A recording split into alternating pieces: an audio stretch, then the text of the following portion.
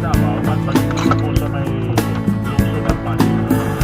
Kaya yun po ang kanilang hinihinga ng development. Wala po siguro makita. Pero po siyempre sila pa kasi baka lang nakakaligtaan po ninyo ang Davao City PNP. Meron po ginawang investigation din po ang Internal Affairs Service NIA. Doon po sa sinasabing drug operation noong bago po po si Colonel Richard Batang. At merong operation mga namatay ang kanilang ginagawa po ng investigation.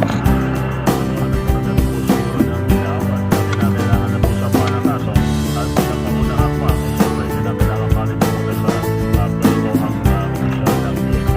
Kaya nalaman po tayo ng minuto bago po mag-ikang ito ng umaga. Alam naman po natin ang sitwasyon sa ating pong mga karagatan lalo na ho dun sa mga stranded at dun sa mga pinagkakaroon ang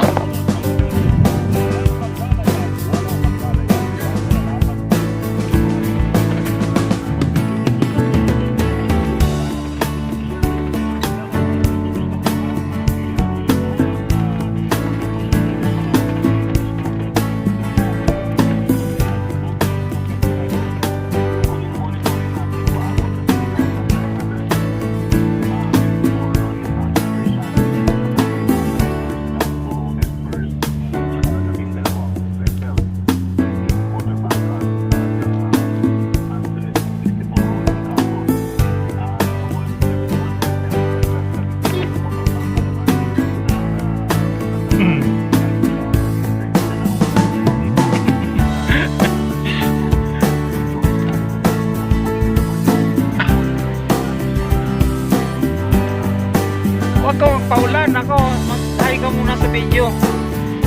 Gandang lalaki.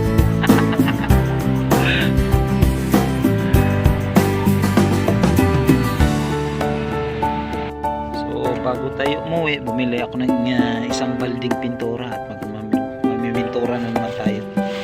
Narbaho, tapos bumili ng gurami sa palengke at ito. My favorite freshwater fish.